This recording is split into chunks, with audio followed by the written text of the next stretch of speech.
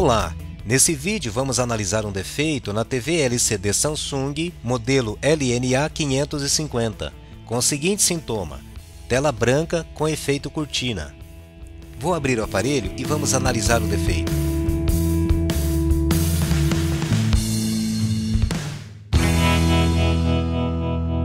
Aqui já podemos ver a TV aberta na posição de serviço. Nessa análise, usamos um microscópio eletrônico com saída de vídeo composto e um osciloscópio digital de 100 MHz. Como a TV ligava normalmente, tinha som, mas não tinha imagem, poderíamos ter um defeito na placa TCON, no display LCD ou até mesmo na placa principal, sendo que a maior probabilidade é que o defeito esteja na placa TCON. Por isso, iniciamos a análise na placa TCON. Aqui já podemos ver a placa TCON, onde destacamos o circuito processador TCON junto com as memórias de vídeo, o circuito conversor DC-DC, que gera várias tensões a partir de uma única tensão de entrada, e o circuito gama, que gera vários níveis de tensões para determinar o brilho da imagem. Para definir se o defeito estava ou não na placa principal, verificamos inicialmente a tensão e os sinais que chegam à placa TCON através do conector LVDS. Aqui podemos ver em detalhes o conector LVDS, onde notamos os canais LVDS e o fusível da entrada de alimentação. Iniciamos a análise medindo a tensão na entrada da placa TCON e, para isso, ajustamos o osciloscópio em 5 volts por divisão e colocamos a ponta de prova no terminal do fusível, no lado oposto à entrada de alimentação. Notamos que o traço subiu um pouco acima de 2 divisões, indicando uma tensão de 12 volts, que estava normal. Após medir essa tensão, passamos a verificar os sinais LVDS. O sinal LVDS é formado pelos sinais digitais RGB e sinais de sincronismo, que são transmitidos da placa principal para a placa TCON de forma diferencial, com amplitude em torno de 300 mV e nível DC em torno de 1,2 volts. A transmissão diferencial consiste em transmitir o mesmo sinal em 2 vias, em fase e contrafase, sendo uma via P onde o sinal está em fase e uma via N onde o sinal está em contrafase. Cada 2 vias com o mesmo sinal forma um canal LVDS. Essa TV usa a transmissão LVDS do tipo Dual Pixel, que transmite ao mesmo tempo um pixel ímpar e um pixel par, através de 10 canais LVDS, sendo 5 canais para transmitir o pixel ímpar e 5 canais para transmitir o pixel par.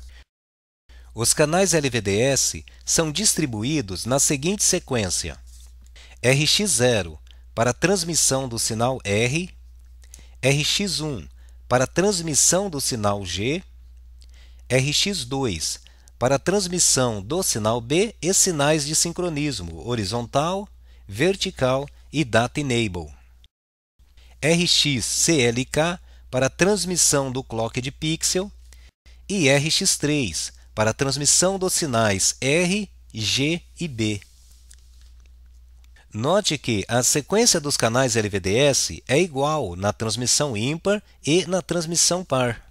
Note também que o nome RX, dado aos canais LVDS, significa receptor, pois estamos analisando na placa TCON. Os mesmos canais LVDS na placa principal são chamados de TX, que significa transmissor.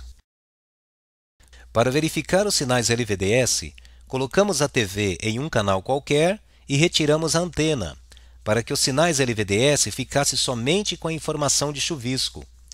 E como o chuvisco forma pontos pretos e brancos de forma aleatória, todos os canais LVDS devem ficar com o mesmo sinal, exceto o canal de clock. Feito isso, ajustamos o osciloscópio com o volts div em 500 mV e o time div em 5 microsegundos, pois estes são os ajustes ideais para visualizar os sinais LVDS. Após ajustar o osciloscópio, verificamos todos os canais LVDS da transmissão ímpar. Começamos pelo RX0, onde é transmitido o sinal R. E notamos que o nível DC era de 1,3 volts e a amplitude era de aproximadamente 400 mV. Em seguida, verificamos o canal RX1, onde é transmitido o sinal G, e notamos que aqui o nível DC também era de 1,3 volts e a amplitude estava em torno de 400 mV. Verificamos em seguida o canal RX2, onde é transmitido o sinal B e os sinais de sincronismo, horizontal, vertical e data enable. Notamos que aqui também havia uma tensão de 1,3 volts e 400 mV de amplitude. O canal RX2 deve ser observado com muita atenção, pois como neste canal, além do sinal B, também é transmitido os sinais de controle, qualquer defeito neste canal, a TV pode ficar sem imagem, mesmo que todos os outros canais estejam normais. Após verificar o canal RX2, colocamos a ponta de prova no canal CLK, onde é transmitido o clock de pixel. Aqui notamos um pacote de sinal com amplitude em torno de 400 mV e nível DC de 1,3 volts. Ajustamos o time div e o volts div para observar melhor e vimos que a frequência do clock era de aproximadamente 73 MHz. Assim como o canal RX2, esse canal também deve ser observado com muita atenção, pois qualquer defeito neste canal, a TV pode ficar sem imagem, mesmo que todos os outros canais estejam normais. Após verificar o sinal de clock, voltamos o time div e o volts div para a posição anterior e medimos por último o canal RX3, onde são transmitidos os sinais R, G e B. E notamos que aqui também havia 1,3 volts com amplitude de 400 mV. Após verificar todos os canais da transmissão ímpar, verificamos também todos os canais da transmissão par. E notamos que todos os sinais estavam normais, indicando que o defeito não estava na placa principal. Passamos então em seguida a verificar o circuito conversor DC-DC. Aqui podemos ver o circuito simplificado do conversor DC-DC, que tem como principal componente o CI-UP1, um TPS65161, que controla 4 conversores de tensão, sendo eles um conversor step-down, que fornece a tensão VDD, um conversor step-up, que fornece a tensão VDA, e 2 conversores charge pump, um positivo, que fornece a tensão VGH, e um negativo, que fornece a tensão VGL. Vamos ver de forma resumida como funcionam esses conversores. O conversor step-down converte a tensão para baixo. É formado por Q1, DP3, LP1 e CP36. O gerador de PWM1 mantém Q1 chaveando, formando um PWM no pino 18 que varia de 0 a 12 volts e, através de LP1, carrega CP36 com 3,3 volts, formando a tensão VDD. A tensão VDD alimenta diversos circuitos, como o processador Tcon, os drivers de linha e os drivers de coluna. O conversor step-up converte a tensão para cima. É formado por Q2, LP2, DP1 e CP7. O gerador de PWM2 mantém Q2 chaveando e, através de LP2, forma um PWM nos pinos 4 e 5 variando de 0 a 16 volts. O diodo DP1 conduz nos picos positivos do PWM e carrega CP7 com 16 volts, que após passar pela chave QP1 forma a tensão VDA. A tensão VDA alimenta o circuito gama e os drivers de coluna. O conversor de tensão charge pump positivo gera uma tensão positiva através do efeito de impulso do capacitor CP18. É formado pelo diodo DP5 e pelos capacitores CP18 e CP19. O gerador de PWM3 forma um PWM no pino 10 variando de 0 a 6 volts. Quando o pino 10 cai para 0 volts, faz cair o lado direito de CP18 até conduzir DP5, que prende esse ponto em 16 volts. Com isso, CP18 se carrega com 16 volts. Quando o pino 10 sobe para 6 volts, faz o lado direito de CP18 subir 6 volts acima de 16 volts. Com isso, DP5 conduz e carrega CP19 com 22 volts, formando a tensão VGH. A tensão VGH alimenta os drivers de linha, onde é usada para ligar as linhas durante a varredura vertical. O conversor de tensão charge pump negativo gera uma tensão negativa através do efeito de impulso do capacitor CP22. É formado pelo diodo DP7 e pelos capacitores CP22 e CP24. O gerador de PWM4 forma um PWM no pino 11 variando de 6 a 12 volts. Quando o pino 11 sobe para 12 volts, faz subir o lado direito de CP22 até conduzir DP7, que prende esse ponto em 0 volts. Com isso, CP22 se carrega com 12 volts.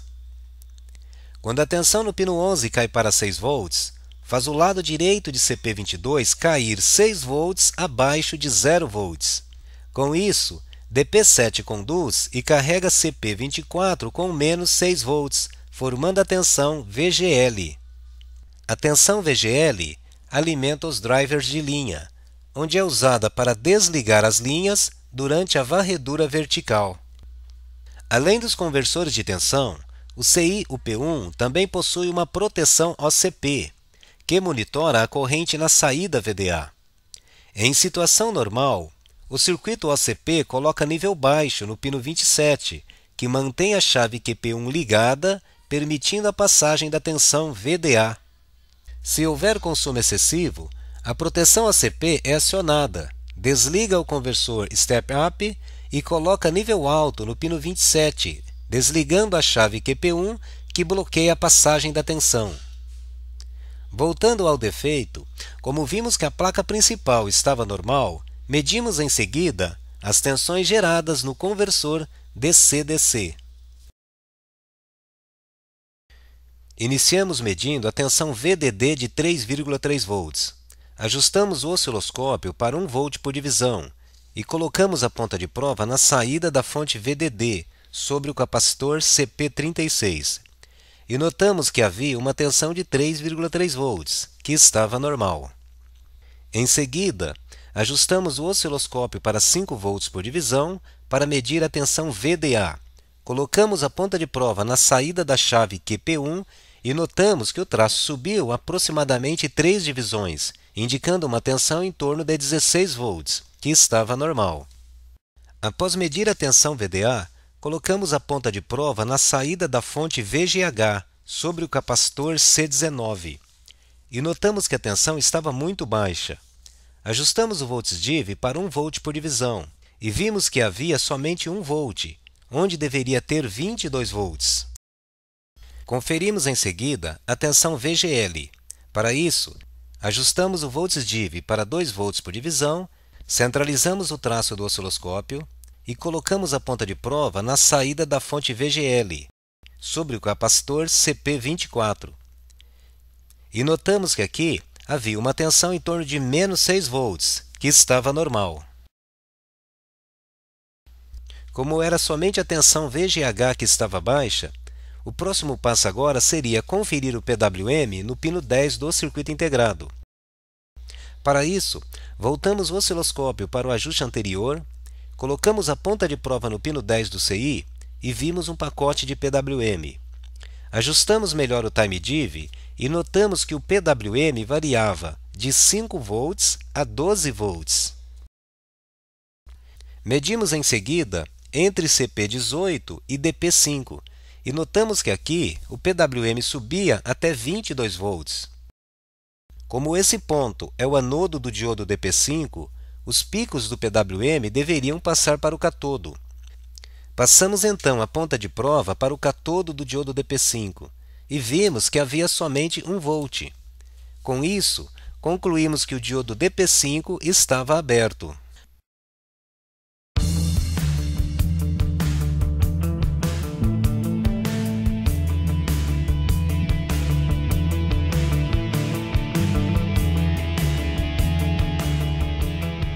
Após substituir o diodo DP5, colocamos a ponta de prova no catodo do diodo, ligamos a TV e vimos que a tensão subiu para aproximadamente 20 volts, que já estava normal. Em seguida, colocamos um sinal de vídeo na TV e vimos que a imagem já estava normal. E assim, concluímos a análise desse defeito.